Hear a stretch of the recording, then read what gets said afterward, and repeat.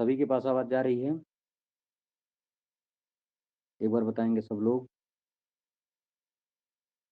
सब लोग जुड़ जाएँ, फिर शुरू करते हैं ना?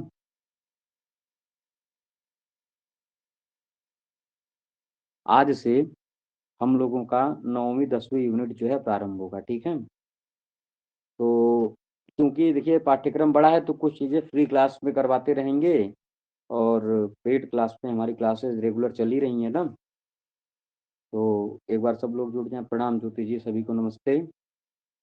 और सभी के लिए एक सूचना ये है कि हमारी पेड क्लासेस लगभग जो है 1 महीने होने वाला है। वो चल रही हैं और बहुत अच्छे से चल रही हैं और दिन में लगभग 2 क्लासेस पेड के लिए, शाम को टेस्ट एक होता है और उस टेस्ट की क्लास, तो लगभग 3 क्लासेस और 1 टेस्ट रेगुलर जो है पेड क्लास में चल रहा है और जो भी पेड क्लास में हमारे पढ़ाया जा रहा है, वह सारी चीज़ें एक पेड ग्रुप बना दिया गया है, वह सारी पीडीएफ वहीं पे डाल दी गई हैं कि आप लोगों को रिवीज़न करने में बहुत आसानी हो। और साथ ही साथ पेड क्लास की एक ख़ास बात और है कि जैसे मान लीजिए कि बहुत लोगों के मन में एक शंका है कि 3 महीने का हमारा कोर्स है, ₹2100 उसका है, तो 3 महीने जैसे ही बीतेगा वो वीडियोज़ हट जाएँगी कि रहेंगी जैसे अन्य जगह होता है। तो इसको जान लीजिए कि वो वीडियो जब तक मैं किसी व्यक्ति को निकालूँगा नहीं तब तक वह वीडियो उसी के पास रहेंगी। तो सारा सिस्टम मेरे हाथ में है, ऐसा तो है नहीं कि मतलब कुछ कंपनी की वजह से या फिर कहीं और से उसको जो 3 महीने बाद लेगा, 3 महीने जैसे ही समाप्त हुआ वैसे ही उसका सब्सक्रिप्शन समाप्त हो जाएगा। ऐसा कुछ है नहीं, जो 3 महीने का कोर्स में जो जुड़ गया है ना, उसको एग्ज़ाम तक वह सारी वीडियो मिलती रहेंगी। सारा पीडीएफ तो मान लीजिए हमेशा के लिए एक तरह से कह सकते हैं और ये वीडियो जितनी है ये एग्ज़ाम तक सब मतलब आराम से जितना बार चाहें, जिस यूनिट का चाहें, जिस वीडियो को चाहें जितनी बार देखेंगे। 3 महीने के कोर्स इसलिए है कि 3 महीने में उसको कंप्लीट कर दिया जाएगा और बाकी आप उसको रखिए अपना एग्ज़ाम तक। इत जो भी विषय आपको नहीं समझ में आ रहा है उस वीडियो को 1 बार, 2 बार, 3 बार नहीं 4 बार देखिए अपनी इच्छा अनुसार, ठीक है? तो जो लोग उसमें जुड़ना चाहते हैं, वो लोग अभी भी जुड़ सकते हैं। अभी समय ये है कि जैसे मान लीजिए कि पिछली बार तो बहुत लोग जुड़े थे, इस बार भी काफ़ी लोग जुड़े हैं और अभी कई लोग रिज़ल्ट के वेट में हैं ना, तो मैं कट ऑफ पर भी बता दिया था कि कट ऑफ इस बार कितनी जाएगी। मैं सीधा बता दिया हूँ और उतनी ही कट ऑफ रहेगी। पिछली बार जो कट ऑफ था, उससे 2 नंबर कम कट ऑफ रहेगी इस बार और हमेशा मतलब कम के लिए ही नहीं सोचना चाहिए, एक आध क्वेश्चन ज़्यादा भी जा सकता है लेकिन 90% चांस है कि इस बार की कट ऑफ जो है कम ही रहेगी क्योंकि इस बार सेकंड पेपर, फर्स्ट पेपर दोनों ही हार्ड था। मतलब जब से एनटीए क्वेश्चन बना रहा है ना, तब से सेकंड पेपर की भी अगर बात करें तो सेकंड पेपर भी इस बार जो है सबसे टफ ही था। टफ मतलब तीनों बार की अपेक्षा, ठीक है? तो इसीलिए जिनको भी जुड़ना है और बाकी फ्री क्लासेज हमारी यहाँ चल ही रही हैं और लगभग सबको यह बात पता भी चल चुकी होगी कि इस बार सबसे हाईएस्ट नंबर मारने वाले हमारी ही पेड क्लास के हैं। मतलब हमारी कक्षा से अभी रिजल्ट आएगा तो आपको बताऊँगा जो लोग हमसे पेड क्लास 4-5 महीने का लिए थे, ₹500 उसका पर मंथ मात्र फीस था और उसमें इस तरह से मैं रिवीजन करवाया और सारी चीज़ें करवाया कि संस्कृत में जो लास्ट वाली परीक्षा में मतलब सितंबर 2020 में जो संस्कृत में 60-65 सही किए थे, वो इस बार लगभग 85, 88, 83, 82 इस तरह से लोगों का स्कोर आया है। तो और सबसे हाईएस्ट नंबर भी है। मेरा खुद जो है 118-19 आ रहा है और एक मनोज जी हैं उनका भी उतना ही आ रहा है और बाकी ऐसे 115, 16, 112, 113 इतने लोगों की संख्या बहुत ज़्यादा है, ठीक है? हमारे ग्रुप से। तो वो सारी चीज़ें मैं जिस दिन रिज़ल्ट आएगा उसको मैं विधिवत बताऊँगा। तो अभी भी जो मान लीजिए लोग जुड़ना चाहते हैं वो लोग जुड़ सकते हैं। फ़ीस बहुत ही ज़्यादा कम है और मेहनत तो इतनी है कि मेहनत बहुत ज़्यादा है। आप लोग अच्छे से करेंगे तो बड़े आराम से संस्कृत में हम 80 प्लस करवा सकते हैं। लेकिन हाँ, जिसको अच्छे से करना पड़ेगा आप लोगों को केवल रि रि सब्सक्रिप्शन लेने मात्र से कि हम बस क्लासेस कर लें या फिर क्लासेस करें ही ना तो कहाँ से होगा, ठीक है? जी, मैं एग्ज़ाम्पल हूँ मेरे लास्ट टाइम संस्कृत में 55 सही था और इस बार 80 देख लीजिए ना। तो क्योंकि जो क्वेश्चन्स मैं रेगुलर करवा रहा हूँ, जो टॉपिक मैं पढ़ा रहा हूँ ना उससे बाहर से आएगा ही नहीं क्योंकि मैं कुछ छोड़ता ही नहीं हूँ। तो यह सारी चीज़ें जो है अभी जैसे रामायण को पढ़ाऊँगा ना, तो रामायण से इसके बाहर क्वेश्चन आएगा ही नहीं। आपको पता होगा यही पीडीएफ मैं करवाया था और इसको मैं क्लास के पहले भी पढ़ाया था और मतलब परीक्षा के पहले भी। और देखिए ना, यही क्वेश्चन आपसे पूछा भी गया था, रुकिए हम दिखा रहे हैं। ये एक सेकेंड। हाँ, ये पीडीएफ जो है पहले की ही है और मैं आपको साक्षात उदाहरण दे रहा हूँ कि कहाँ गया। ये पीडीएफ को मैं थोड़ा-सा और अच्छा किया हूँ। ये कहाँ गया? हुँ।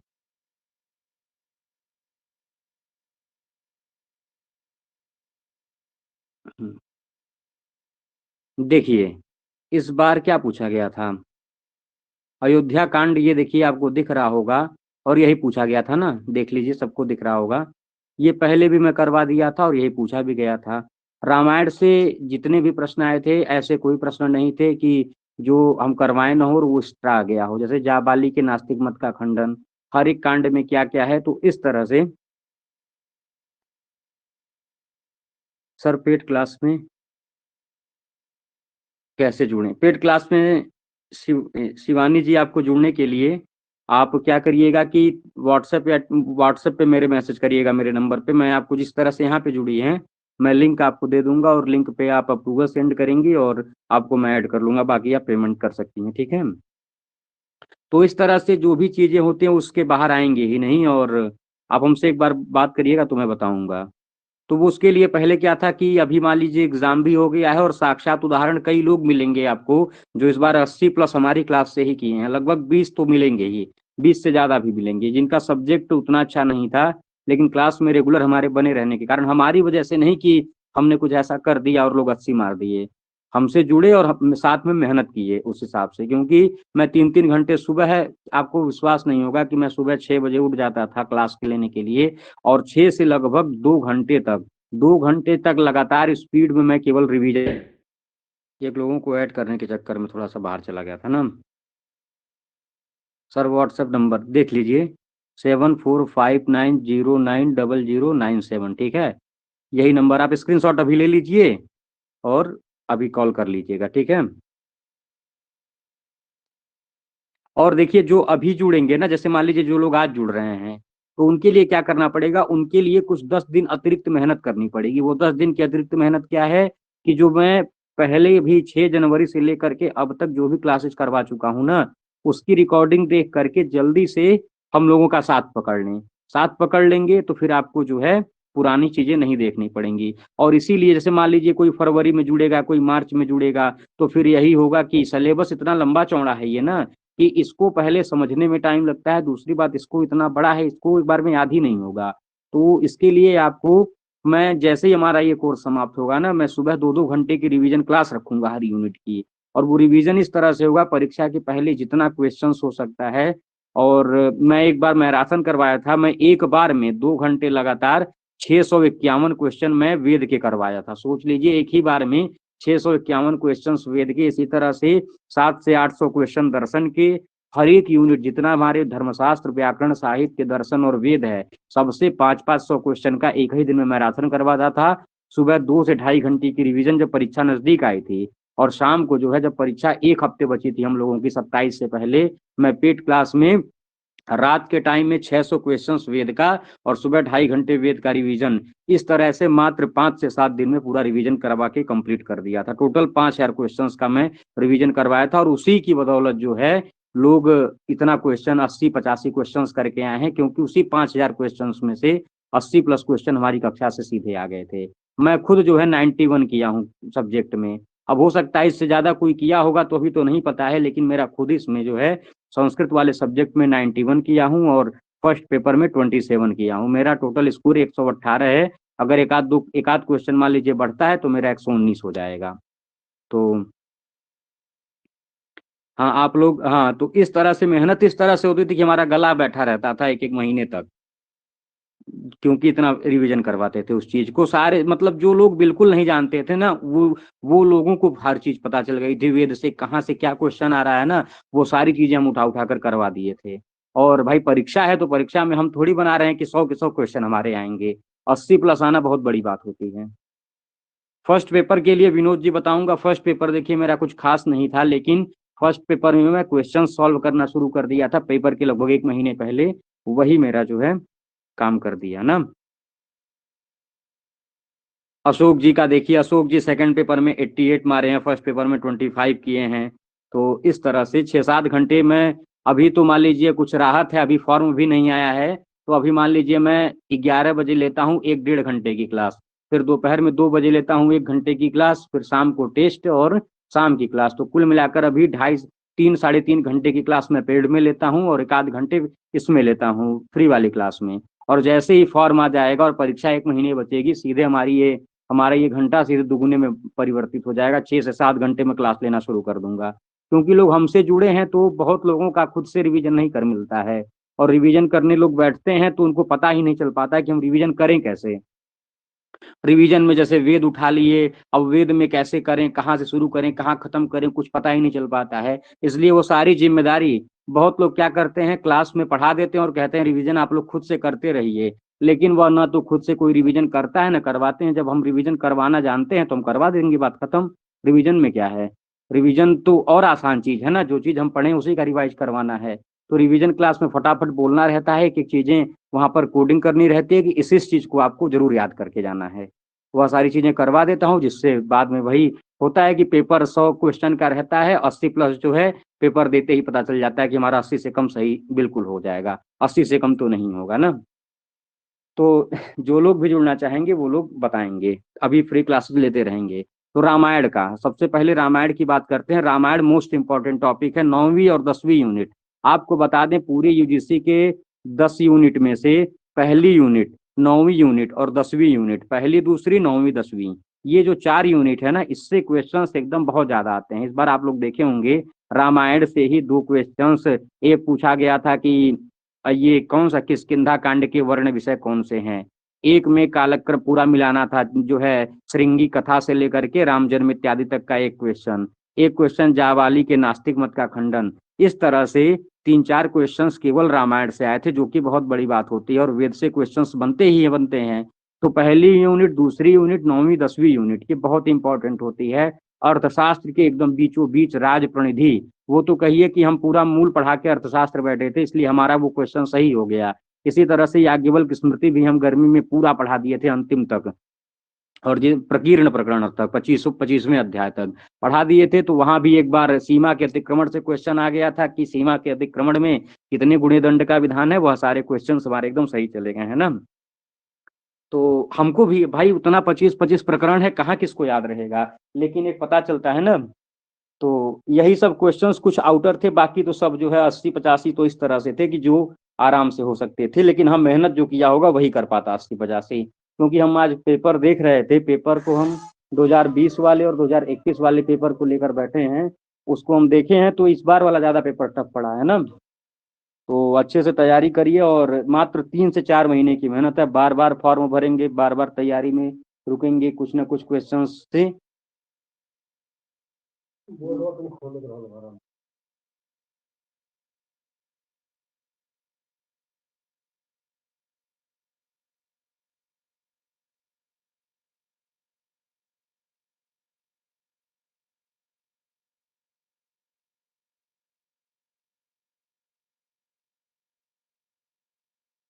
तो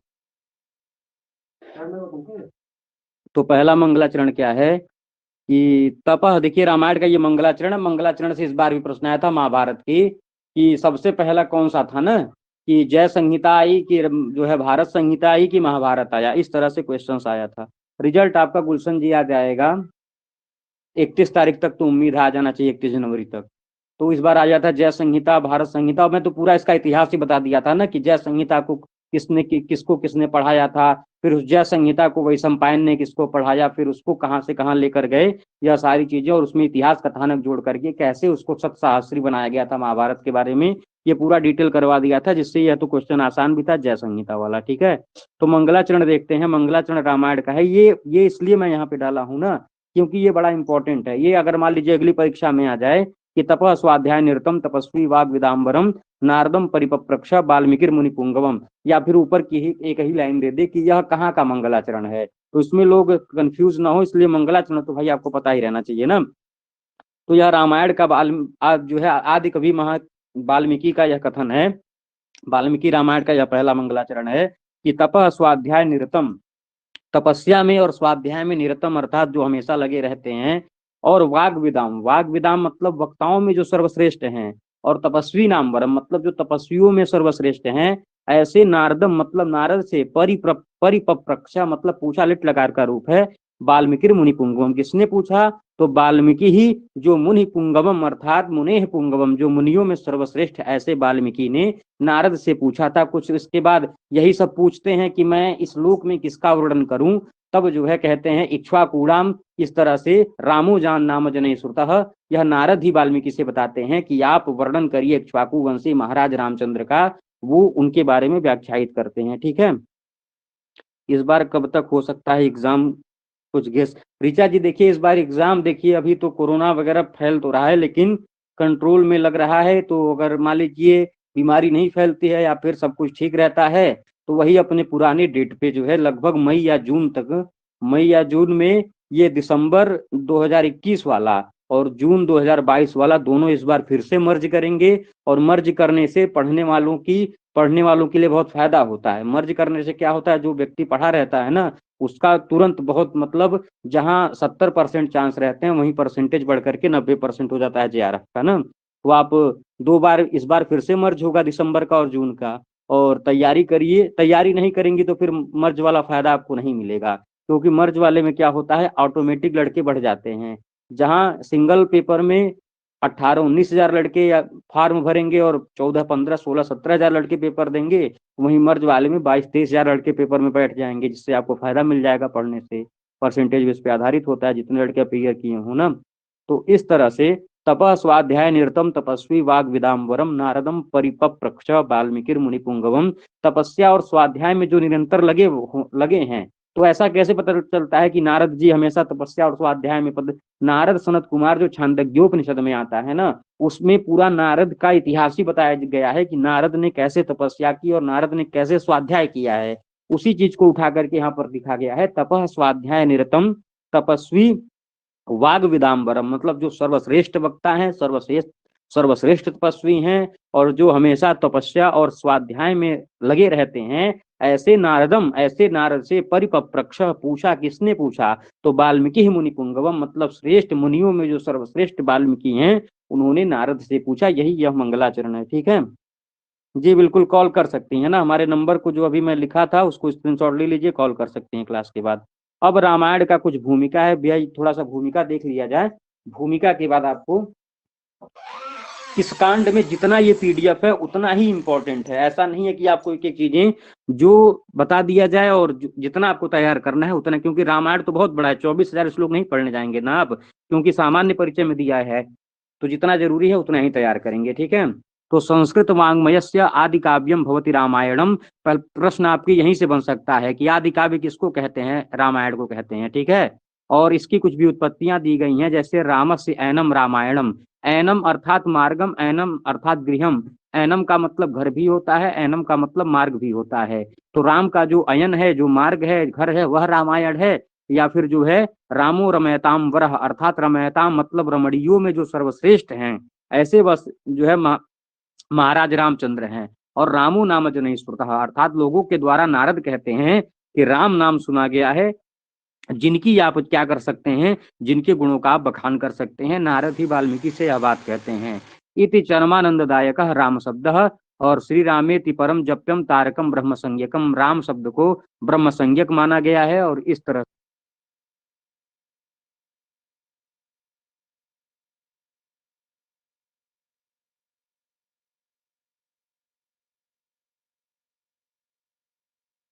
इति मुक्तिदायक राम शब्द उपनिषत्सु उच्यते, उपनिषदों में ऐसी बात बताई जाती है कि रमन्ते योगिनो अनंते सत्यानंदे चिदात्मनि इति राम पदेन असौ परम ब्रह्म अभिधीयते।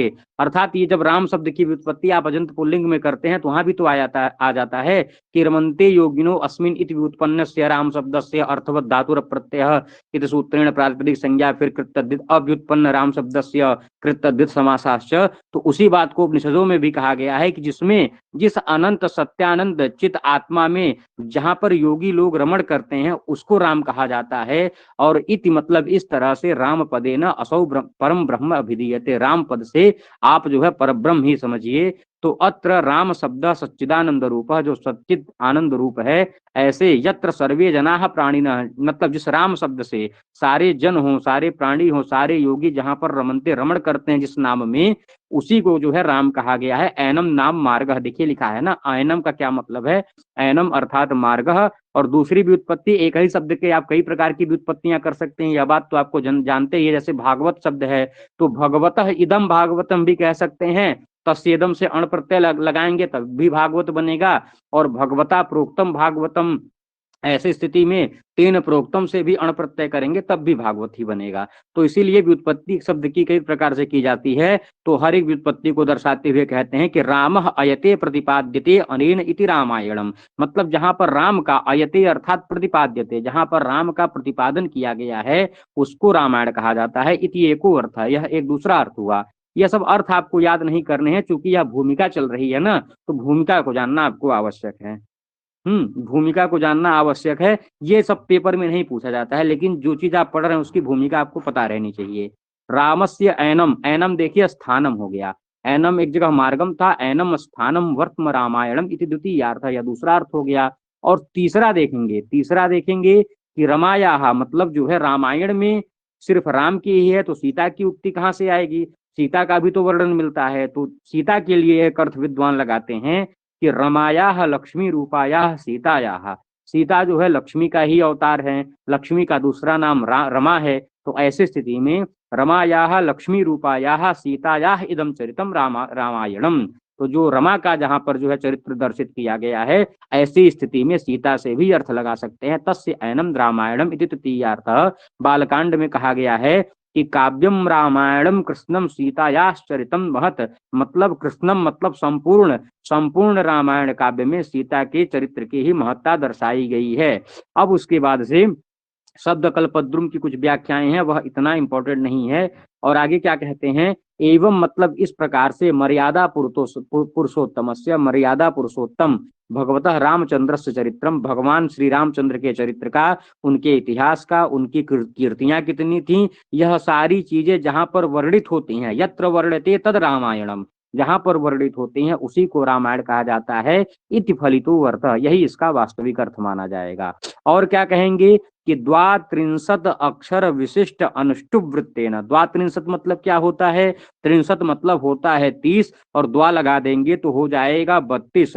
तो कहते हैं कि 32 विशिष्ट अनुष्टुप मतलब 32 अक्षरों से युक्त विशिष्ट अनुष्टुप छंद में जो है यह रामायण निबद्ध किया गया है। आपको पता होगा कि अनुष्टुप को पहले श्लोक कहा गया था, जब यत क्रौंच मिथुनादेकम अवधि कावमोहितम, जब वाल्मीकि पहुंचते हैं तमसा नदी के तट पर, वहां देखते हैं एक बहेलिये ने क्रौंच पक्षी को मार दिया है। तो ऐसी स्थिति में ही संस्कृत जगत का जो पहला श्लोक है उनके श्लोक में निकलता है, शोक की वजह से निकलता है कि मां निषाद प्रतिष्ठाम तमगमः शाश्वती समाहा, कि हे निषाद तुम चिरकाल तक ऐसे ही दुखी रहोगे, भुगतोगे, क्योंकि तुमने क्या किया है, यत क्रौंच मिथुनादेकम अवधि काममोहितम, क्योंकि कामासक्त जो है क्रौंच पक्षी को जोड़े में से तुमने नर क्रौंच को मार दिया है। यह देख करके वह बहुत दुखित होते हैं। और यही जो है शोकः श्लोकत्वमागतः, यही आदि कवि वाल्मीकि के हृदय में जो उत्पन्न शोक था, वही शोक जो है श्लोक के रूप में परिणित हो गया। इसीलिए अनुष्टुप छंद को श्लोक भी कहते हैं, यह याद रखिएगा। तो क्या कहते हैं कि द्वात्रिंशत अक्षर विशिष्ट मतलब 32 विशिष्ट अक्षरों से युक्त अनुष्टुप वृत्तेन, मतलब अनुष्टुप छंद में संस्कृत भाषया रचितेस्मिन् रामायणे, संस्कृत भाषा में रचा गया यह जो रामायण है, इसमें 7 सप्तकांडानि, कितने कांड हैं, 7 कांड हैं। अब आपको यह बात पता चल जानी चाहिए कि रामायण में अनुष्टुप छंद है, ठीक है। इनका क्रम बहुत ही इंपॉर्टेंट है। बाल कांड, अयोध्या कांड, किष्किंधा कांड, सुंदर कांड, और जो है लंका या युद्ध कांड, फिर जो है उत्तर कांड, इस तरह से 7 कांड हो जाएंगे। और इसमें देखिए अगर सर्गों की बात करें ना, तो क्या होता है कि रामायण अब इतना साल पुराना इसका इतिहास है, 500 साल लगभग अभी, मतलब इसका एक, वैसे तो 500 साल से भी यह बहुत पुराना है, लेकिन सब विद्वानों को देखते हुए इसका एक निर्धारण किया गया है, यह राम महाभारत से प्राचीन है, तो 500 इसका समय मान लेते हैं। अंकुर भैया जी आप पीडीएफ भी देते हैं क्या? बिल्कुल, मैं जितने लोग पेड क्लास में हमारे जुड़े हुए हैं लगभग 100 लोग जुड़ चुके हैं। और मैं पीडीएफ का एक अलग ग्रुप ही बना दिया हूँ। उस ग्रुप में कोई मैसेज नहीं जाता है, उस ग्रुप में यूनिट वाइज पीडीएफ पूरी जाती है। जो मैं जैसे मान लीजिए अभी रामायण पढ़ाऊंगा, यह पीडीएफ तुरंत वहीं डाल दूंगा, ठीक है। एक ग्रुप अलग बनाया गया है ताकि आप उस ग्रुप से सारा पीडीएफ अपने पास कलेक्ट करके रखे रहें। और उस ग्रुप में पूरा वो मैसेज ही बंद करके रखा हूँ। और एक पेड क्लास अलग ग्रुप है जिसमें आप बातचीत जो भी पूछना हो पूछ सकते हैं। तो इस रामायण में 500 सर्ग हैं, 24,000 श्लोक हैं। कहीं कहीं आपको 545, 555, 550 जो है सर्ग मिल जाएंगे, लेकिन 500 मूलतः इसमें सर्ग हैं और उतने 24,000 श्लोक है। इसको जो है चतुर्विंशत सहस्त्री संहिता के नाम से जाना जाता है। जी बिल्कुल। तदुक्तम, इसलिए क्या कहा गया है, श्रीमद ब्रह्म तदेव बीजममलम यस्यांकुरश्चिन्मयः कांडे सप्तभिरन्वितोतिवरो मुन्यालबालोदितः प्रत्रैस्तत्व सहस्रकई सुविलसत शाखा सतही पंचभी, मतलब 500 शाखाओं से युक्त है, 7 कांडों से युक्त है। इस तरह से इसके महत्ता को बताया गया है। हाँ ठीक है, ठीक है गुलशन जी, आप हमको मैसेज करिएगा, हम बिल्कुल जोड़ देंगे आपको, ठीक है। तो इसको देखेंगे एक तरह से, बाल कांड में 77 सर्ग हैं, अयोध्या कांड में 129, ये थोड़ा गलत लिखा है, इसको मैं यहाँ काट के लिख दे रहा हूँ, 119 सर्ग हैं। अरण्य कांड में 75 सर्ग है, महादेव यस के जी। किष्किंधा कांड में 67 सर्ग है, सुंदर कांड में 68 सर्ग है, युद्ध कांड सबसे बड़ा है, 128 सर्ग है, और उत्तर कांड में 111 सर्ग है। तो सबसे छोटा सर्ग कौन सा है, तो सबसे छोटा कांड किष्किंधा कांड है, और सबसे बड़ा कौन सा है, युद्ध कांड है। इसको आपको जानना है। और एवं आहत्य, इस तरह से 7 कांडों को अगर ले लेंगे तो 24,000 श्लोक आपको रामायण में मिलेंगे। अतः अस्य अपरम नाम, इसलिए इसका अपर नाम क्या है, चतुर्विंशति सहस्री संहिता इसको कहते हैं। जहां रामायण को, जहां महाभारत को शत सहस्री अर्थात 100,000 मतलब 1,00,000 वाली संहिता कहते हैं, वहीं रामायण को चतुर्विंशति सहस्री कहते हैं। जी पूजा जी, रामायण की विषय वस्तु देखते हैं। अब रामायण की विषय वस्तु क्या है, तो अत्र अयोध्यायाः सूर्यवंशीय नृपते, मतलब इस रामायण में अयोध्या के सूर्यवंश में उत्पन्न राजा दशरथ के पुत्र रामचंद्र इस रामायण के नायक हैं, ठीक है। और मिथिला नरपति जो जनक है, महाराज जनक हैं, उनकी कन्या कौन है, सीता। सीता जो है जो राम की पत्नी है, और यह इस रामायण की नायिका हैं, वही यहाँ पर मुख्य नायिका के रूप में है। और लंका का पति जो रावण है, वही यहाँ पर क्या करेगा, प्रतिनायक के रूप में है। और राम पत्नी वह क्या करता है, राम पत्नी मतलब राम की पत्नी सीता को अपहरण करके रामेण हतः, राम के द्वारा मारा जाता है। इति कथा अत्र वर्ण्यते, क्योंकि राम के ही सारे गुण बखान इत्यादि, राम के ही परिश्रम को यहाँ पर बताया जाएगा। तो यह सारी चीजें मुख्य रूप से यहाँ पर वर्णित हैं, ठीक है। हाँ देखिए, इसीलिए तो शिवानी जी ये एक दिन में आधी नहीं होगा, इसको अभी पढ़िए। और समय आने पर जब मैं इसका मैं डेली 10 यूनिट का रिवीजन करवा देता था इंपॉर्टेंट चीजों का, तो ये अपने आप ही याद हो जाएगा, ठीक है। तो बालकांड में किसका वर्णन है, इसको देखेंगे। रामचंद्र का कौशल्या के गर्भ से जन्म होगा, भाई जन्म तो बाली कांड में होगा ना। और राम की बाल्य लीला, ये जो आख्यान है ना, ये बड़े महत्वपूर्ण है, किस कांड में क्या है, यहीं से प्रश्न का आ जाता है। बाल्य लीला मतलब बाल कांड में ही लीला करेंगे। और विश्वामित्र के साथ जो है राक्षस संहारार्थम, राक्षसों के दमन के लिए तद आश्रमम प्रतिगमनम, मतलब राम जो है विश्वामित्र के साथ राक्षसों का संहार करने के लिए आश्रम में जाते हैं, यह भी बालकांड की ही कथा है। और वहां जब यह मार देते हैं तो वाल्मीकि प्रसन्न होकर के इनको दिव्य अस्त्र देते हैं। तो वाल्मीकि के द्वारा दिव्य अस्त्र का लाभ राम को या फिर रामायण में किस कांड में वर्णित है, ऐसा प्रश्न आ जाने पर क्या सही हो जाएगा, बालकांड, ठीक है। और सीता स्वयंवर मोस्ट इंपॉर्टेंट, सीता स्वयंवर रामायण के किस कांड में वर्णित है, बालकांड, अयोध्या कांड, किष्किंधा कांड या सुंदर कांड। तो बहुत लोग अयोध्या मार देंगे, लेकिन सही है बालकांड, ठीक है। सीता स्वयंवर बालकांड में सही है इत्यादि, ठीक है। और अनेन, और विवाह भी यहीं पर है। और अनेन विषयेण सह, इस विषय के साथ ही पुत्र प्राप्त्यर्थम, मतलब पुत्र की प्राप्ति के लिए दशरथ का यह जो पुत्रेष्टि कामेष्टि याग है, पुत्र के लिए जब ऋषि श्रृंगी द्वारा जब पुत्रेष्टि यज्ञ करवाते हैं, यह भी बालकांड में वर्णित है। और दशरथ की द्वितीय पत्नी जो थी कैकेयी के गर्भ से भरत का जन्म, जो कनिष्ठ पत्नी थी सुमित्रा के गर्भ से लक्ष्मण और शत्रुघ्न का जन्म है। बाकी राम का जन्म जानते ही हैं, रामायण जो है राम का जन्म कहाँ किससे हुआ, कौशल्या के गर्भ से राम का जन्म, कैकेयी के पुत्र हैं भरत, और सुमित्रा जो सबसे छोटी पत्नी थी उनसे लक्ष्मण और शत्रुघ्न है। और देखिए, अब ये जो चार भाई थे ना, इन चार भाइयों का विवाह किससे हुआ था, ये भी इंपॉर्टेंट प्रश्न बन सकता है कि मिथिला नरेश जो महाराज जनक थे, उनकी चार कन्याएं थी, तो उन्हीं चतुस्त्रभी कन्या भी चार कन्याओं से, जैसे सीता, मांडवी, उर्मिला और श्रुतकीर्ति, तो सीता का विवाह राम से हुआ था, ठीक है। भरत का विवाह मांडवी से हुआ था, लक्ष्मण की पत्नी का नाम उर्मिला था, और शत्रुघ्न की पत्नी का नाम श्रुतकीर्ति था। यह सारी विषय जो है यहाँ पर वर्णित है, ठीक है। और रामचंद्र स्वयंवरे शिव धनुर्भंगम कृत्वा सीतया सह ऊढ़, रामचंद्र क्या करते हैं, स्वयंवरी अर्थात सीता स्वयंवर में शिव धनुष को भंग करके सीतया सह ऊढ़ अर्थात सीता के साथ जो है शादी के लिए तैयार हो जाते हैं। भाई जब स्वयंवर में जीत गए तो यही होगा। अब यहाँ पर अयोध्या कांड के कुछ वर्ण विषय देखते हैं, जो जो इंपॉर्टेंट है उसी को देखा गया है, ठीक है। अयोध्या कांड में क्या क्या है, तो रामचंद्र से राज्याभिषेक उद्घोषणा, मतलब अयोध्या कांड में क्या होता है कि भाई राम राजा बनेंगे, ऐसी घोषणा करवाई जाती है। और जैसे ही यह घोषणा होती है तुरंत क्या होता है, मंथरा की कूटनीति प्रस्तुत हो जाती है। हाँ, मंथरा की कूटनीति, जैसे अब ये होता है ना कि राम अब राजा बनने वाले हैं, तुरंत मंथरा दासी आ जाती है कूटनीति करने के लिए, और कैकेयी को वह सिखाती है, और कैकेयी की वर याचना चूंकि अयोध्या कांड में ही वर्णित है, और कैकेयी कह देती है कि भाई हमारे पुत्र भरत को तुम राजगद्दी दो, राम को वनवास इत्यादि। और रामचंद्र पितृ सत्य पालन पूर्वक, अपने पिता के सत्य का पालन करने के लिए लक्ष्मण सीता के साथ जो है वनानुगमनम, वन की तरफ प्रस्थान कर देते हैं, वनवास की तरफ चले जाते हैं। सब अयोध्या कांड के वर्ण विषय हैं। दशरथ की मृत्यु भी अयोध्या कांड में ही होती है। भरत अपने ननिहाल से मातुलाल यात, मतलब भरत अपने ननिहाल से प्रत्यावर्तनम, इसी कांड में अयोध्या कांड में ही वापस लौटते हैं। और रामम प्रत्यानेतुम, राम को वनवास से वापस लाने के लिए भरतस्य वनगमनम, भरत वन तक जाते हैं, लेकिन राम मना कर देते हैं, बोलते हैं कि नहीं तुम जाओ, मैं निकलूंगा इधर। और रामेण प्रदत्ताया, फिर राम के द्वारा जो दिया गया पादुका थी, राम की जो चरण पादुका थी, उसको भरत वापस लाते हैं। भरतेण संग्रहणम इत्यादियों विषया उल्लिखिता संति, ये सब अयोध्या कांड के मुख्य विषय हैं, ठीक है। अब अरण्य कांड में किसका वर्ण विषय है, इसको देखेंगे।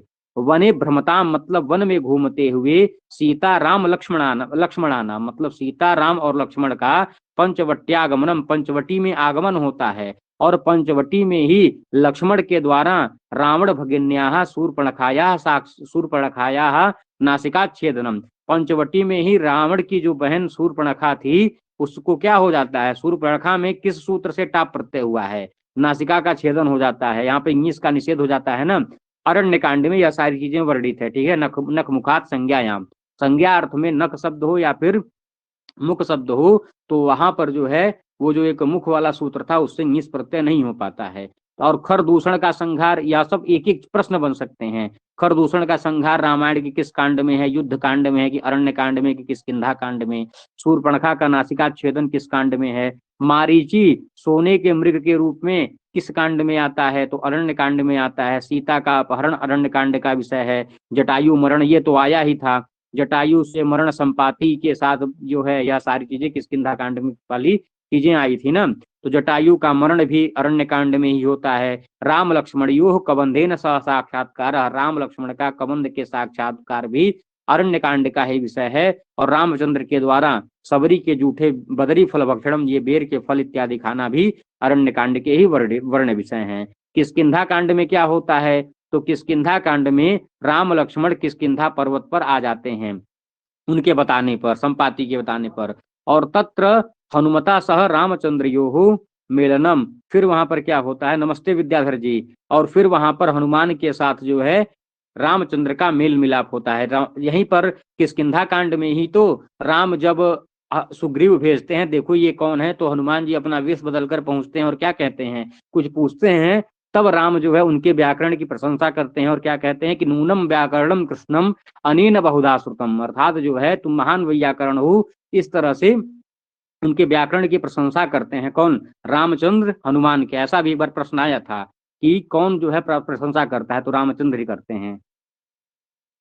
तो इस तरह से इनका मिलन हो जाता है। सुग्रीव के साथ मित्रता, बाली का वध, सीता के अन्वेषण, सीता को खोजने के लिए बानर सेना जो है चारों दिशाओं में निकल जाती है।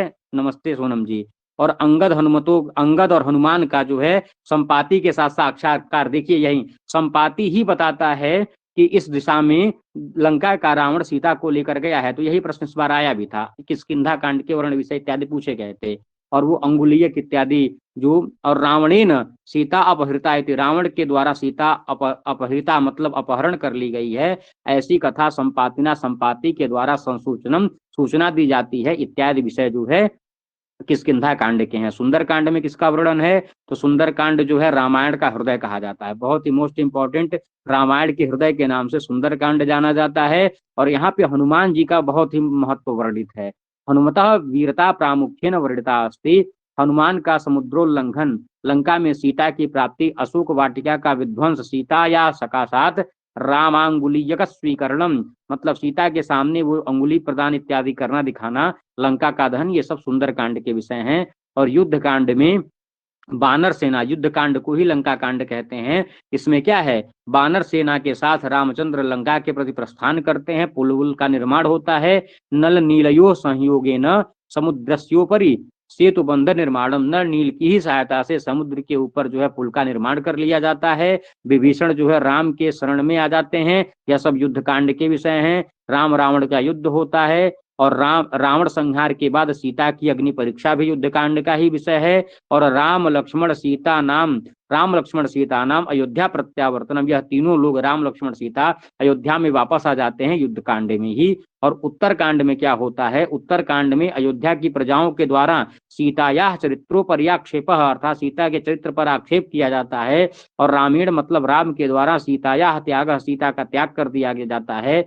और वाल्मीकि आश्रमम प्रति सीतायाः आगमनम, वाल्मीकि आश्रम में सीता फिर से आ जाती है, वहां पर लवकुश का जन्म होता है। और वाल्मीकि जी ही रामायण की शिक्षा लवकुश को देते हैं। राम वहां पर एक अश्वमेध यज्ञ आयोजित करते हैं। यह सारी कथाएं आपको उत्तर रामचरितम जो नाटक पढ़ाऊंगा वहां यह सारी चीजें आएंगी। और वाल्मीकि ना सह लवकुशयोः आगमनम, वाल्मीकि के साथ लवकुश का आगमन होता है, और फिर रामायण का गान होता है। यह सब वीडियो भी आप लोग देखे होंगे वो मोबाइल में। रामेण सीता वाप्ति सीताया पाताल गमनम इत्यादि, सीता का पाताल गमन इत्यादि उत्तर कांड में विशेष रूप से उल्लिखित है। तो ये सारी चीजें मुख्य, यहाँ पर जो मुख्य कथानक सीता और राम से जो जुड़ा हुआ था वह सारी चीजें सातों कांडों में बता दी गई। इसके अलावा भी मिलते हैं, और इसके अलावा से ही ज्यादा प्रश्न पूछते हैं। यह तो मुख्य कथानक हो गया ना, यह तो जो मोबाइल में वीडियो देखा होगा, जो मोबाइल में या टीवी में रामायण जानता होगा उसको भी यह चीजें पता होंगी। एक दो बार यह पीडीएफ पढ़ लेगा तो यह पता चल जाएगा। लेकिन जो अन्य विषय है ना,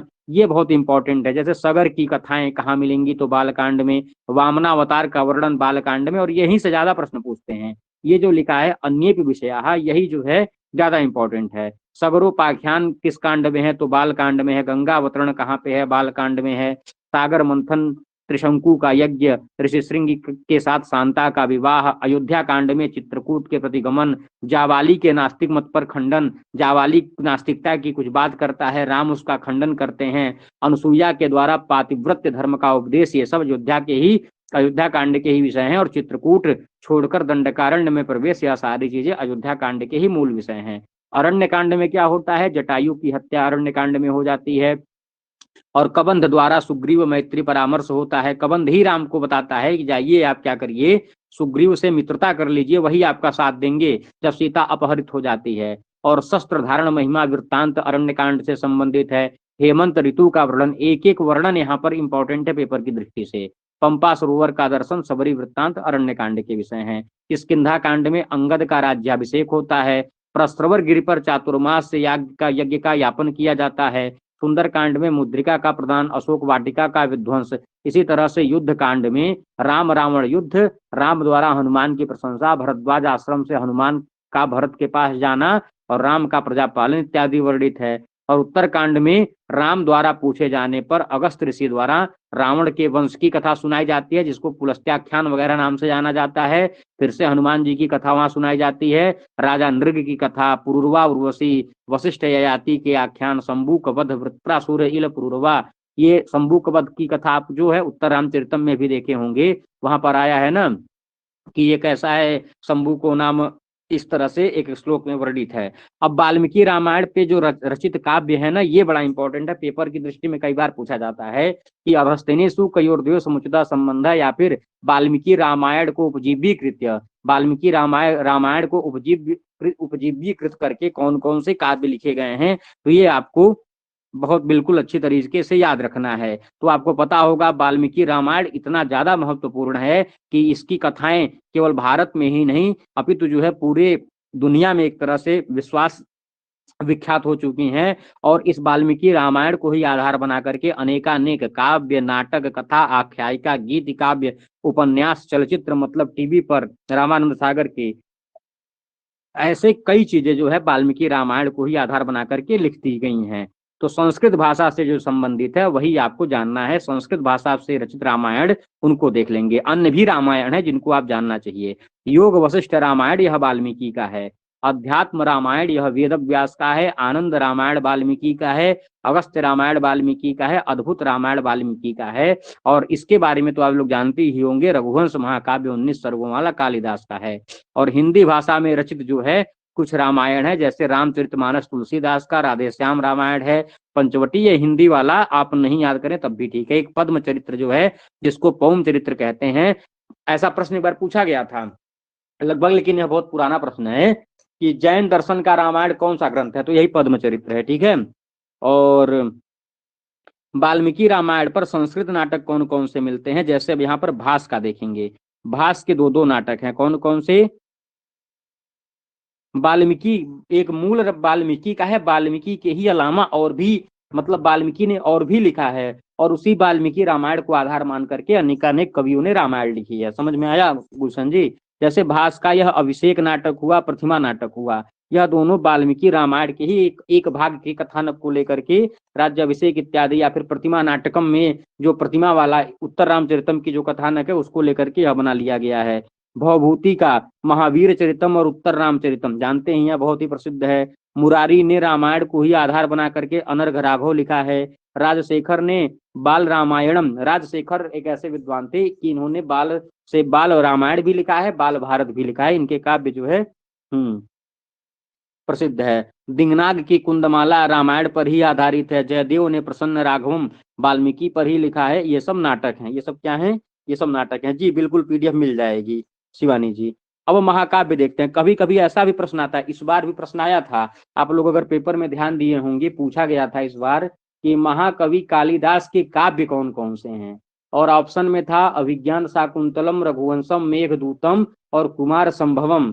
जो लोग थोड़ा सा भी कंफ्यूज हुए होंगे इस प्रश्न को गलत किए होंगे, क्योंकि आपको काव्य, नाटक, गीति, आख्यायिका समझनी होगी। ठीक है। अभी आपसे पूछ लिया जाए कि वाल्मीकि रामायण पर को आधारित करके वाल्मीकि रामायणम उपजीव्यकृत्य अधस्तेनेषु कयोदयो संबंध, मतलब या फिर इन दोनों में कौन से काव्य हैं। आपके ऑप्शन में अभिषेक नाटक, प्रतिमा नाटक भी लिखा रहे, और आपके जो है जानकी हरण भी लिखा रहे, और सेतुबंध भी लिखा रहे, तो आप इस प्रश्न में तुरंत कंफ्यूज हो जाएंगे कि प्रश्न पूछ रहा है कि हमको महाकाव्य चाहिए, मतलब वाल्मीकि रामायण पर महाकाव्य की जरूरत है। और दो तो यह नाटक निकल गए ना, यद्यपि यह दोनों भी रामायण से ही आश्रित हैं, लेकिन वे दोनों नाटक हैं, प्रश्न में काव्य पूछा गया है, इसीलिए जानकी हरण सेतुबंध ही सही होगा। और इसी के अनुसार पेपर में भी क्या हुआ था, रघुवंश महाकाव्य है, और जो है कुमार संभव महाकाव्य है। जबकि जो अन्य विकल्प में इस बार पेपर में आए थे, जैसे मेघदूतम यह एक खंड काव्य है और अभिज्ञान शाकुंतलम नाटक है, इसलिए ये दोनों नहीं सही हो सकती, क्योंकि पेपर में काव्य पूछा गया था। इसलिए आपको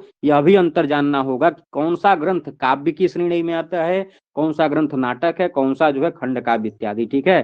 तो अब जो है महाकाव्य की बात करते हैं। जैसे कालिदास का रघुवंश हो गया, और जो है प्रवर सेन का सेतुबंध प्रवर सेन का हो गया, जानकी हरण कुमारदास की हो गई, रावण वध जो है भट्ट कवि का है, रामायण मंजरी और भारत मंजरी, ये दोनों महाकाव्य क्षेमेंद्र ने लिखे हैं, रामायण और महाभारत दोनों पर। दो नाम याद रख लीजिए आप, राजशेखर के दो नाटक हैं, एक बाल रामायण और एक जो है बाल भारत, एक रामायण पर एक जो है महाभारत पर, और क्षेमेंद्र का एक रामायण मंजरी एक भारत मंजरी, ये दो महाकाव्य हैं रामायण महाभारत पर। और जैन कवि विमल सूरी ने पद्म चरित्र, जिसका अभी मैं बात बताया हूँ, यह भी एक महाकाव्य है। और चंपू ग्रंथ को देखेंगे तो चंपू ग्रंथ एक ही नाम से कई कवियों ने लिखा, जैसे रामायण चंपू को एक केशव ऋषि, केशव नाम के व्यक्ति ने अपना रामायण चंपू लिखा, गोविंद राज ने एक अपना रामायण चंपू लिखा, भोज कवि ने एक अपना रामायण चंपू लिखा, वेंकटाचार्य और लक्ष्मण दास जी ने ये दोनों अपने अपनी पुस्तकों का नाम जो है अभिनव चंपू रामायण लिखे। इसलिए अभिनव चंपू रामायण के कर्ता कौन कौन से हो जाएंगे? वेंकटाचार्य और लक्ष्मण दास।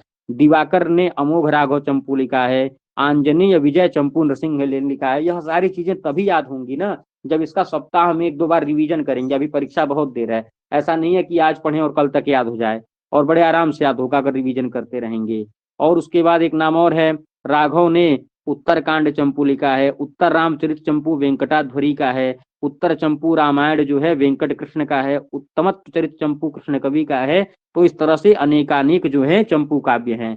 आधुनिक काव्य, जो लोग यूजीसी के अलावा कोई परीक्षा देते हों जहां पर रामायण पर आधुनिक काव्य पूछे जाते हों, उनके लिए भी यह पीडीएफ बहुत कारगर साबित होगी। यहाँ पर आधुनिक काव्य यूजीसी में तो खैर नहीं आते हैं, लेकिन पीएचडी एंट्रेंस में ये सब प्रश्न पूछ लिए जाते हैं कि जैसे राम पाणिवाद ने राघवियम, तो ये सब आधुनिक आचार्य हैं। तो आधुनिक आचार्यों ने रामायण पर कौन कौन सी पुस्तकें लिखी हैं वह भी नाम आपको याद रखना चाहिए। जैसे यहाँ पर परमानंद शर्मा की मंथना दुर्विलसितम है, दशरथ विलाप है, मारीची वधम है, मेघनाथ वधम है, रावण वधम है, और बटुकनाथ शर्मा की सीता स्वयंवर है, रेवा प्रसाद द्विवेदी जी जो भी हाल ही में दिवंगत हुए इनका सीता चरितम है, अभिराज राजेंद्र मिश्र जी का जानकी हरण है, सत्यवत शास्त्री का राम कीर्ति महाकाव्य इत्यादि ये सब आधुनिक काव्य हैं। अब बात आती है रामायण की टीकाओं की। इस बार तो टीका से प्रश्न नहीं आए थे, लेकिन आते रहते हैं तो अगली बार आ ही जाएंगे। तो रामायण की टीकाओं में जो है गोविंद राज की रामायण भूषण टीका या फिर तिलक टीका, माहेश्वर कृत टीका, शिरोमणि टीका, धर्मकूट जो त्रयंबक मखी की, ये सब 4-5 टीकाएं बहुत ही फेमस हैं। उनका जो है आपको नाम याद रखना है। जैसे सर्वार्थ सार टीका वेंकटेश की है, रामानुजीय टीका रामानुजाचार्य की है, रामायण दीपिका वैद्यनाथ दीक्षित की है, विवरण टीका ईश्वर दीक्षित की है, रामायण भूषण गोविंद राज की है, वाल्मीकि हृदय अहोबलात्प्रिय की है, रामायण तत्व दीपिका महेश्वर तीर्थ की है, अमृत कटक टीका माधव योगी की है, रामायण तात्पर्य संग्रह अप्पय दीक्षित की है, धर्माकूट की त्रयंबक मखी है। अब देखिए यह जो मुख्य आख्यान है इसको आपको याद रखना है। देखिए रामायण में बालकांड कुछ आख्यान मिलते हैं जो बहुत ही प्रसिद्ध हैं, जिसको आपको क्रम से याद रखना है। 2019 दिसंबर के पेपर में यह प्रश्न आया था, आपको क्रम से लगाना था। क्रौंच वधाख्यान, ऋषि श्रृंगी आख्यान, ताड़का आख्यान, कार्तिकेय आख्यान, गंगावतरणाख्यान, मरुतानाम उत्पत्त्याख्यान, अहिल्योद्धाराख्यान, सुनासेपाख्यान। शुरू के जो यह 8 आख्यान है यह सब बालकांड में ही आपको मिल जाते हैं। यह बालकांड के दूसरे सर्ग में मिल जाएगा, ऋषि श्रृंगी आख्यान 10 से 15 में मिल जाएगा, ताड़का आख्यान 24 से 26 में मिल जाएगा, कार्तिकेय 36वें में मिल जाएगा, गंगावतरण 35 से 44 में मिल जाएगा, मरुतानाम उत्पत्त्याख्यान 46 से 47 में मिल जाएगा, अहिल्योद्धाराख्यान 49वें में मिल जाएगा, सुनासेपाख्यान 62वें में मिल जाएगा। और पुलस्त्याख्यान, यह 2 आख्यान जो हैं यह रामायण के उत्तरकांड में आते हैं। ये सब आपको क्रम से याद रखने हैं। तो पुलस्त्याख्यान उत्तरकांड के 2य सर्ग में, और राक्षस वंशोत्पत्त्याख्यान यह 3 से 9 में है। इसको कैसे याद करेंगे, इतना बड़ा बड़ा है तो याद करने का ट्रिक मात्र इतना शब्द है, इसको अगर आप याद कर लेते हैं तो आपका काम चल जाएगा। कृता का गम ही सुना, जैसे क्री से हो जाएगा, क्री में कितने शब्द हैं, एक क शब्द है, एक री शब्द है, तो क से हो जाएगा क्रौंच वधाख्यान, और क में जो री है री से हो जाएगा ऋषि श्रृंग आख्यान, ता से हो जाएगा ताड़का आख्यान, का से हो जाएगा कार्तिकेय आख्यान, ग से हो जाएगा गंगावतरण, म से हो जाएगा मरुतानाम उत्पत्ति आख्यान, अहिल्या में ही है ना तो ही से हो जाएगा अहिल्योद्धार आख्यान, शु से हो जाएगा सुनह से हो जाएगा सुनासेप आख्यान। 8 तो आपको याद ही करवा दिए, बाकी उत्तरकांड का 2 बचा है, पुलस्त्य और राक्षस को आप रख ही सकते हैं। जो मुख्य था वो तो आपको याद ही करवा दिए। मात्र इतने छोटे शब्द से कृता का गम ही सुना, यह एक ट्रिक है, ठीक है। तो इसको याद करने में भी आप लोगों को कोई दिक्कत नहीं होगी। अब एक रामायण में एक बात आती है कि रामायण के संस्करण कितने हुए, यह संस्करण पे प्रश्न आता है। तो वाल्मीकि रामायण के उपलब्ध होने वाले पाठ एक रूप जैसे नहीं मिलते हैं। जैसे कई प्रकार के वाल्मीकि रामायण छपे और सब में श्लोकों की संख्या में अंतर आया, कुछ प्रक्षिप्त श्लोक मिले, किसी में 40 ही हैं तो किसी में 100 आ गए। तो ऐसे स्थिति में इसके मुख्य 4 संस्करण निकले वाल्मीकि रामायण के, और इन चारों में सबसे ज्यादा जो है महत्वपूर्ण जो बड़ौदा से प्रकाशित आलोचनात्मक संस्करण है, अभी प्रश्न पूछा गया है कि आलोचनात्मक संस्करण रामायण का कहाँ से प्रकाशित हुआ है, तो बड़ौदा से प्रकाशित हुआ है, या जाने रहिएगा। तो रामायण के संस्करणों में एक बार प्रश्न हम देखे थे कि कौन से दो रामायण के संस्करण है, ऐसा नाम दिया गया था, जिसमें से दो रामायण का दे दिया गया था, दो महाभारत के संस्करण दे दिए गए थे। तो यह जो है 5 रामायण के संस्करण आपको याद रखने हैं। एक औदिच्य संस्करण है, एक गौड़ीय संस्करण है, एक दाक्षिणात्य संस्करण है, एक पश्चिमोत्तरीय संस्करण है, और एक आलोचनात्मक संस्करण है। अब सबके बारे में दो दो लाइन जान लेते हैं ताकि आपके दिमाग में बैठा रहे। रामायण का यह जो औदिच्य संस्करण है, यह गुजराती प्रिंटिंग प्रेस और बंबई में भी एक प्रेस है, गुजरात का एक प्रिंटिंग प्रेस है, और निर्णय सागर प्रेस, ये सब बंबई से प्रकाशित हुए हैं। और इस पर नागेश भट्ट की रामिया व्याख्या रामायण के औदिच्य संस्करण पर मिलती है। बात करें अगर गौड़ीय संस्करण की, तो इस संस्करण को बंगाल संस्करण भी कहा जाता है, ऐसा याद रखना है। बंगाल संस्करण किसका अपर नाम है, तो गौड़ीय संस्करण का ही अपर नाम है। इसका संपादन डॉक्टर जी गोरेशिया 1848 ईस्वी के थे, पेरिस में किया था, ये नहीं आएगा। इसका पुनः प्रकाशन 1933 में कलकत्ता संस्कृत सीरीज में हुआ था। तीसरा प्रकाशन इंडियन हेरिटेज ट्रस्ट मद्रास से हुआ था। डॉक्टर गोरेसिया ने इसका इटालियन भाषा में अनुवाद किया है। बस संस्करण के नाम याद रखने हैं। यह सारी चीजें इसलिए बता रहा हूं ताकि 2 मिनट आपके दिमाग में सारे संस्करणों का नाम याद आ जाए। इसका पहला प्रकाशन दाक्षिणात्य संस्करण का तिलक भूषण शिरोमणि टीका सहित गुजराती प्रिंटिंग प्रेस से 1912 से 20 के बीच में हुआ था। और इसका दूसरा प्रकाशन निर्णय सागर प्रेस से तिलक टीका सहित वासुदेव लक्ष्मण शास्त्री पलसीकर ने 30 में किया था। और तीसरा प्रकाशन वेंकटेश्वर प्रेस मुंबई ने किया था। इसको बंबई संस्करण के नाम से भी जाना जाता है, और यह अन्य संस्करणों से अपेक्षाकृत अधिक प्रचलित और व्यापक है। और बात करें अगर पश्चिमोत्तरीय संस्करण की, तो इसी को कश्मीर संस्करण भी कहा जाता है। डीएवी कॉलेज लाहौर के अनुसंधान कार्यालय में इसका प्रकाशन 1923 में हुआ था।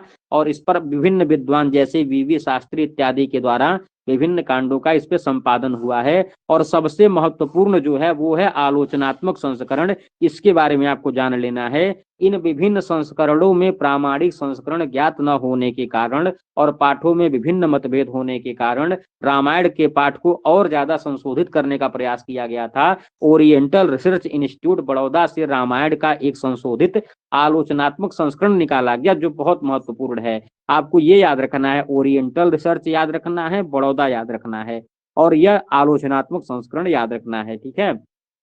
और डॉक्टर जी.एच. भट्ट और शाह द्वारा, एक और शाह नाम की व्यक्ति थे, और डॉक्टर जी.एच. भट्ट ने यह आलोचनात्मक संस्करण निकाला था। और यह आलोचनात्मक संस्करण जो रामायण का है, यह 7 भागों में प्रकाशित हुआ है। और रिसर्च की दृष्टि से अगर आपको रामायण पर रिसर्च करना है, ज्योति जी बोल रही थी कि हमको रामायण पर रिसर्च करना है, तो यही पुस्तक आप ले लीजिए, आलोचनात्मक संस्करण। शोध के क्षेत्र में यह संस्करण बहुत विशेष रूप से प्रचलित है, और इसमें विभिन्न संस्करणों के पाठांतरों में से संशोधित एवं प्रामाणिक पाठ को स्वीकार किया गया है, तथा अन्य पाठों को पाद टिप्पणी में दर्शाया गया है।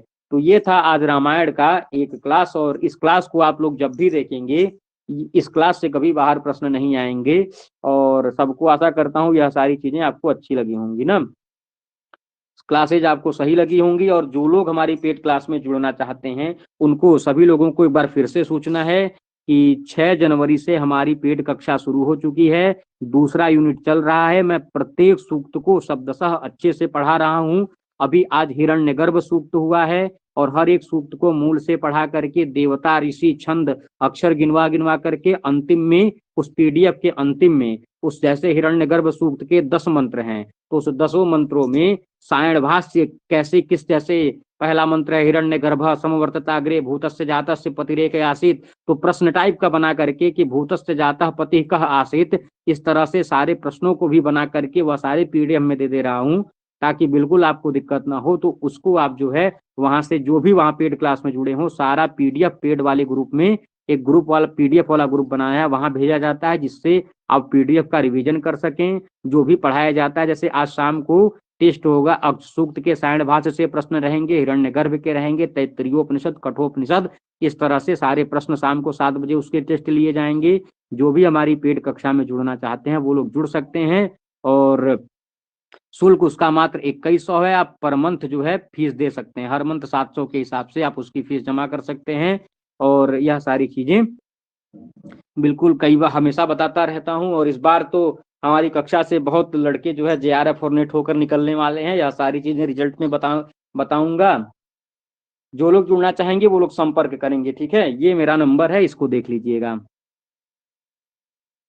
इस पे कॉल कर सकते हैं आप लोग। और सबको एक सूचना और दे दे रहा हूँ, लोगों के मन में एक मतलब डाउट है कि 3 महीने की कक्षा है तो क्या 3 महीने बाद सारी वीडियो डिलीट हो जाएंगी। 3 महीने का कोर्स है, इस 3 महीने की फीस निर्धारित की गई है 2100 रुपए। और ये जो 3 महीने में जितना वीडियो है, ये सारी वीडियोज हर यूनिट का, ये आप परीक्षा तक रख सकते हैं। जब तक आपकी परीक्षा नहीं हो जाती तब तक उस वीडियोज को लेकर के, तब तक आपका सब्सक्रिप्शन बंद नहीं होगा, तब तक आप जब जितना चाहें उतना कर सकते हैं, ठीक है। 500 से 700 क्यों हो गया? अरे महंगाई जानती नहीं है, हर चीज का रेट ही बढ़ता है। प्याज 20 रुपए किलो होता है, 6 महीने में 80 हो जाता है, तो इसलिए महंगाई का जमाना है ना, तो 500 से 700 कर दिए। 8 8 घंटे 4 4 घंटे क्लास लेते हैं तो फिर 200 बढ़ाए ना, और हर जगह की फीस तो आपको पता ही है। तो ठीक है फिर। अरे ऐसा नहीं है कि जो जिनके पास बहुत दिक्कत रहती है, जो लोग फीस नहीं ही दे पाते हैं, जो लोग सच में मतलब नहीं देने में समर्थ रहते हैं, उनको मैं ऐसे भी ऐड कर सकता हूँ, ऐसी कोई बात नहीं है ना। जरूरी नहीं है कि 500 का 5 जो है 700 का 700 दें। जिनके पास नहीं व्यवस्था है, अगर वो लोग पढ़ने के इच्छुक हैं तो वो भी लोग जुड़ सकते हैं, कम ही कर सकते हैं। हाँ, तो ये सारी चीजें हैं। अब ये थोड़ी है कि एकदम फ्री में ही कर देंगे सब कुछ। फ्री में जानते हैं क्या होता है? फ्री में बस 4 5 दिन का वो नाम रहता है कि 0900, फ्री में बस 4 5 दिन रहता है, फिर उसके बाद फ्री वाला फिर फ्री ही की तरह रह जाता है। ना कोई सीरियस लेता है, ना कोई जो है उसको सही से करता है। और और जब हम पेड कर देते हैं तो भाई हमारी मजबूरी बन जाती है ना उसको अच्छे से करवाने के लिए। अगर हम इतना मेहनत करके 6 6 घंटा नहीं पढ़ाए होते पेपर के पहले, तो पता चलता है कि 80 प्लस करना दिक्कत कर दिया होता है। लेकिन देखिए, वही मेहनत है कि जिनको देखिए वही 82 83 84 87 88 90 91 किए हैं। तो इसलिए सीरियस लेंगे, पढ़ेंगे, तभी हो जाएगा। हाँ, तो सभी को धन्यवाद, और ऐसे ही फ्री क्लासेज में आप लोग जुड़िएगा, और जो लोग पेड में जुड़ना चाहेंगे वो लोग मैसेज करेंगे। बाकी रिजल्ट के दिन आप लोगों को जुड़ना है। जो लोग जेआरएफ हो रहे हैं इस बार, उन सबका इंटरव्यू मैं लूंगा, साथ ही अपना भी इंटरव्यू बताऊंगा, क्योंकि मेरा खुद होने वाला है। और अच्छा स्कोर भी आया है, 90 प्लस है। फर्स्ट जो विषय मैं पढ़ाता हूँ उसमें अच्छा स्कोर भी किया हूँ। तो वो सारी चीजें आपको बताऊंगा, और साथ ही हमारी क्लास में जितने जेआरएफ होंगे 10 12 13, उन सबका इंटरव्यू, और साथ ही नेट वाले और जिनका अभी 1 2 क्वेश्चन से रुक रहा है, वो लोग उस क्लास में रिजल्ट के दिन जुड़ेंगे। इसी फ्री क्लास में होगा वो सारी चीजें, और वीडियो के माध्यम से सब लोग अपना वीडियो ऑन करके सारी चीजें बताएंगे। और आप लोगों को देखना है कि किस तरह से उन्होंने किस डेडिकेशन के साथ तैयारी की थी, और आप भी 3 महीने बाद वो जेआरएफ हो जाएं और नेट हो जाएं, ठीक है। जिनको नेट की आवश्यकता है वो नेट हो जाए चाहते हैं। मात्र 3 महीने की मेहनत है, ये जान लीजिए। नहीं तो फिर यही होगा कि 6 बार 7 बार 10 बार फॉर्म भरिए, कोई मतलब नहीं है ना। एक बार अच्छे से मेहनत कर दीजिए, 3 महीने से ज्यादा कुछ है ही नहीं। लेकिन 3 महीने आपको सब कुछ छोड़ करके मेहनत करना पड़ेगा। एक बार कर दीजिए, फिर अपना फ्री हो जाइए, क्या दिक्कत है? बार बार जुड़ने से, बार बार वही चीज पढ़ने से मजा नहीं आता है। 3 महीने एक बार कर देंगे, कहीं से कुछ छोड़िए ही मत, क्या पूछेगा, इस तरह से पेपर में जाइए। हाँ, तो ठीक है फिर, सभी को धन्यवाद, और शाम को टेस्ट वाली क्लास में मिलते हैं ना। हम्म टाइम चेंज करूंगा, थोड़ा ठंडी धीरे धीरे बीतने वाली है, फिर एक क्लास में सुबह लगाऊंगा, जो पेड वाली 11 बजे चलती है उसको सुबह कर दूंगा।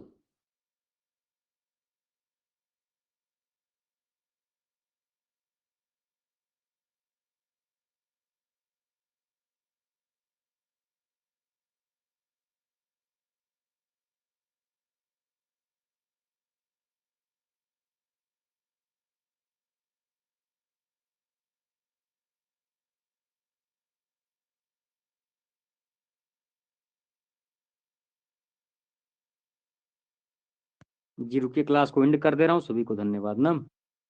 फिर मैं कल आऊंगा जब लाइव, तो फिर आप मैसेज करूंगा, आप लोग आ जाइएगा।